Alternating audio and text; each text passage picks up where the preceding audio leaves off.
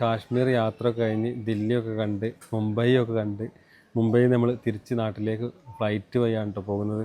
അപ്പോൾ നമുക്ക് പുതിയ കുറേ അറിവുകൾ കിട്ടിയത് അല്ലേ കുഞ്ചു സാർ? ടാപ്പൊക്കെ 500 2 ടാപ്പ് എടുത്ത് അല്ല 500 2 ടാപ്പ് എടുത്ത് വെസ്റ്റിമിനിലിട്ട് പോയി പിന്നെ മറ്റേ പത്തക്കൊക്കെ മറ്റേ തൊളി വയ്ക്കൂലേ? അല്ല ഡോഗ് സ്ക്വാഡ് എന്തിനാ നമ്മൾ അറിഞ്ഞാട്ട് ആ ഭയം ഒന്നും ഉണ്ടായി. സംഭവം എന്താ വെച്ചാൽ നമ്മൾ സ്പൈജറ്റിനാണല്ലോ ടിക്കറ്റ് എടുത്തിരുന്നത്. നമ്മൾ സ്പൈജറ്റിന് ടിക്കറ്റ് എടുത്തിട്ട് നമ്മൾ എൻട്രി ചെയ്യാൻ നേരത്ത് സാധാരണ നമ്മൾ കോഴിക്കോട് എയർപോർട്ടിൽ നിന്ന് എൻട്രി ചെയ്യുന്ന നേരത്ത് നമ്മൾ നേരെ ടിക്കറ്റ് കാണിച്ചിട്ടുണ്ടെങ്കിൽ പാസ്പോർട്ട് കാണിച്ച് എൻട്രി ചെയ്ത് കയറലാണല്ലോ. ഇവിടെ സ്കാനറാണ്, ഇപ്പോൾ എൻട്രി ചെയ്യുന്ന ഭാഗത്ത് തന്നെ സ്കാനറാണ്. അപ്പോൾ നമ്മളടുത്ത് ഈ ടിക്കറ്റാണല്ലോ ഉള്ളത്.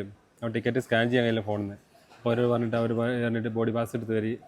അപ്പോൾ അവിടേക്ക് പോകാൻ എന്നോട് പറഞ്ഞ് ആ സെക്യൂരിറ്റി പറഞ്ഞതിനോട് 5 ആൾ കാർഡ് എടുത്തിട്ട് ഇനി അവിടെ ചെല്ലുന്നതാണ്. അപ്പോൾ ഞാൻ കുറച്ച് അപ്പുറത്ത് ഞാൻ അവിടെ ചെന്നപ്പോൾ എന്നോട് അവിടെ ലേഡി പറഞ്ഞു എല്ലാവരും വരണം പറഞ്ഞിട്ട്. അപ്പോൾ ഞാൻ അവരോട് വിളിച്ച് പറഞ്ഞിട്ട് നിങ്ങൾ ആ ലഗേജ് സൈഡാക്കിയിട്ട് നിങ്ങൾ അങ്ങോട്ട് വന്നോളി പറഞ്ഞു.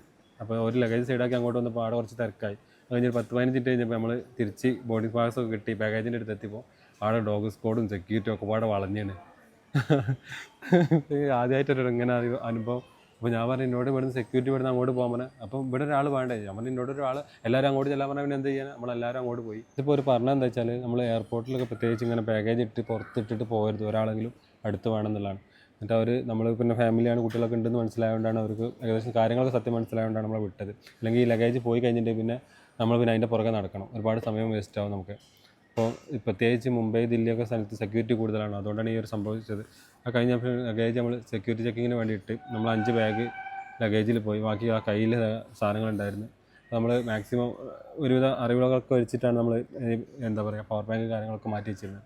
അത് കഴിഞ്ഞിട്ടാണ് സെക്യൂരിറ്റി സ്കാനിലിട്ടപ്പോൾ ഒരുപാട് സാധനങ്ങൾ ഡിറ്റക്ട് ചെയ്തു.